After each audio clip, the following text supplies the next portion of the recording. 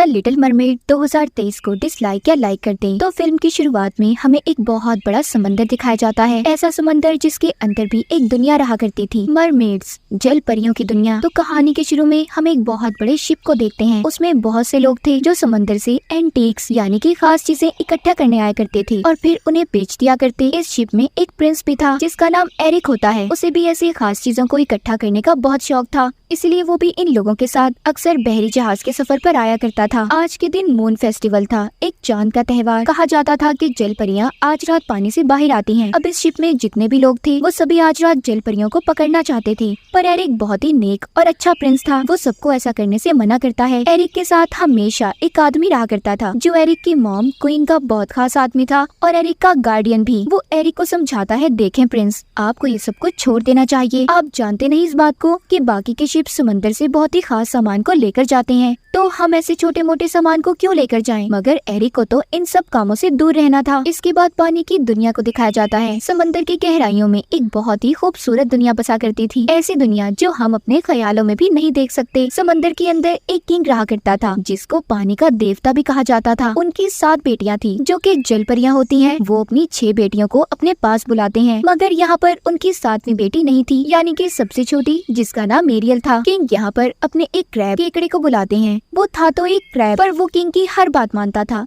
इसलिए किंग अब उसे एरियल को ढूंढने के लिए भेज देते हैं। क्रैब एरियल को ढूंढने के लिए निकल गया था। हमें पता चलता है कि एरियल इंसानों की चीजों की बहुत ही शौकीन थी। अक्सर वो इंसानों की चीजों की तलाश में बहुत दूर निकल जाया करती थी। एरियल की एक दोस्त भी थी जो कि एक छोटी सी फिश मछली थी। वो अक्सर उसके साथ रहा करती थी। एरियल हमेशा समंदर में डूबे टूटे हुए शिप्स पर जाती और इंसानों की चीजों को देखा करती थी। जो उसे अच्छी लगती वो उसे अपने पास भी रख लेती थी। अब उसे समंदर में एक टूटा हुआ शिप नजर आता है जो बहुत दूर था। जब ये उस जगह पर जाने वाली थी तो फिश इसे रोकती है और ये कहती है, देखो दूर मत जाना, मैंने सुना है उधर बहुत बड़ी बड़ी शार्क्स रहती हैं। पर एरियल नहीं सुनती और शिप में चली गई थी जहाँ पर उसे इंसानों की और भी बहुत सी चीजें मिलती हैं। तभी वहाँ पर एक बहुत बड़ी शार्क आ जाती है। उसने एरियल पर हमला कर दिया था, मगर एरियल उसे जाल में फंसाकर वहाँ से बचकर निकल गई थी। उसका एक परिंदा दोस्त भी था। दरअसल उसे शिप से फोक कांटा मिला था, जिसे लेकर वो अपने परिंदे दोस्त के पास जाती है और उससे पूछती है कि इसे किस चीज के लिए इस्तेमाल किया जाता है। उसको भी इन बातों का पता तो नहीं था। वो एरियल से कह देता है कि इससे तो बाल बनाए जाते हैं। ये सुनकर एरियल भी उस कांटे से बाल बनाने लगी थी। तभी यहाँ पर क्रैब आ जाता है जो किंग का पैगाम लेकर आया था। वो बताता है कि क्या आप जानती है आज मून फेस्टिवल है, तो किंग आपको बुला रहे हैं। ये सुनकर एरियल जल्दी जल्दी तेजी से तैरकर किंग यानी कि अपने डैड की मीटिंग में पहुंच गई थी। यहाँ पर समंदर में हमें एक सी विच पानी की जादूगरनी दिखाई जाती है जिसके बहुत बड़े बड़े टेंटिकल्स थे, बिल्कुल ऑक्टोपस की तरह। उस विच ने एरियल पर नजर रखी हुई थी। अब खैर एरियल अपने डैड के पास आ जाती है जहाँ पर उसके डैड उससे बहुत नाराज थे। वो पूछते हैं कि तुम कहाँ पर थी? एरियल बताती है वो इंसानों की चीजों को देख रही थी। ये सुनकर किंग यानी कि उसके डैड को गुस्सा आ गया था। एरियल अपने डैड से कहती है, मुझे समझ नहीं आती आपको इंसान इतने बुरे क्यों लगते हैं? उनकी दुनिया बहुत प्यारी है, वो बहुत अच्छे लोग हैं। दरअसल एरियल की मॉम की मौत के जिम्मेदार इंसान ही थे, इसीलिए उसके डैड इंसानों से नफरत किया करते थे। अब किंग उससे कहते हैं कि आइंदा तुम इंसानों से जुड़ी चीजों के पास हरगिज नहीं जाओगी। ये सुनकर वो गुस्से में वहाँ से चली गई थी। किंग जानते थे कि एरियल उनकी बातों को नहीं मानेगी, इसीलिए वो क्रैब को एरियल के पीछे उसका ध्यान रखने के लिए भेज देते हैं। वो नाराज होकर अपने कमरे में आ गई थी जहाँ पर उसने इंसानों की बहुत सी चीजों को इकट्ठे किया हुआ था जो भी शिप डूबा करती थी या फिर उसके अंदर से चीजें आकर समंदर में गिर जाया करती थी। तो एरियल उन चीजों को यहाँ पर लाकर जमा किया करती, जिनमें किताबें, बटन्स, कॉइन्स, सिक्के, बहुत कुछ था। उसकी हमेशा से ख्वाहिश थी कि वो इंसानों की दुनिया में जाकर सड़कों पर घूमे। तभी उसे पानी के ऊपर से धमाकों की आवाजें आती हैं। एरियल जब ऊपर जाकर देखती है तो उसे बहुत बड़ा शिप दिखाई देता है जिसमें लोग आतिशबाजी कर रहे थे।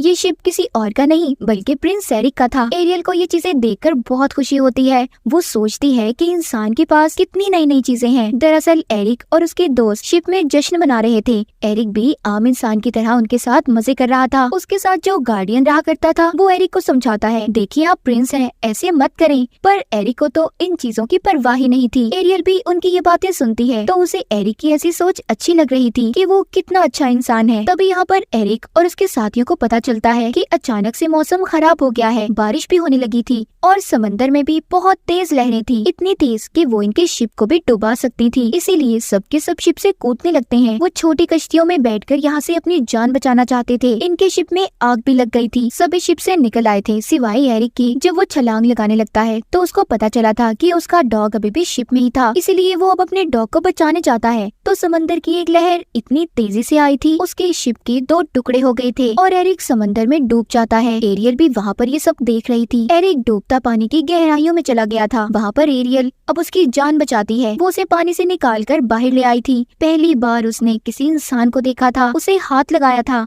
वो उसे बचाकर किनारे पर ले आती है। एरिक बेहोश था, वो उसे होश में लाने की कोशिश कर रही थी। यहाँ पर उसके जानवर दोस्त भी थे। वो सभी आपस में ये बातें करते हैं कि किंग को ये बात कोई नहीं बताएगा कि एरियल ने किसी इंसान की जान बचाई है। उधर एरियल एरिक को होश में लाने की कोशिश कर रही थी। वो गाना भी गाती है, मगर तभी महल से कुछ गार्ड्स आ जाते हैं जो एरिक की तलाश में आए थे। जब एरिक अपनी आंखें खोलता है तो गार्ड आकर उसे अपने साथ ले गए थे। उसने एरियल को नहीं देखा था, पर वो जानता था कि उसकी जान एक लड़की ने बचाई है। एरियल भी गार्ड को देखकर छुप गई थी। ये सब वो पानी की विच भी देख रही थी, जिसको हमने कहानी के शुरू में देखा था कि उसने एरियल पर नजर रखी हुई थी। उसका इस चीज के पीछे बहुत बड़ा मकसद था। अब हम एरियल को देखते हैं। जब से वो इंसान से मिली, यानी कि एरिक से, तब से और ज्यादा खोई खोई रहने लगी थी। अब तो वो इंसानों की दुनिया में जाना चाहती थी। हर रोज वो एरिक का इंतजार करती कि शायद वो कभी उसे ढूंढने पानी पर जरूर आएगा। दूसरी तरफ एरिक, जिसका इलाज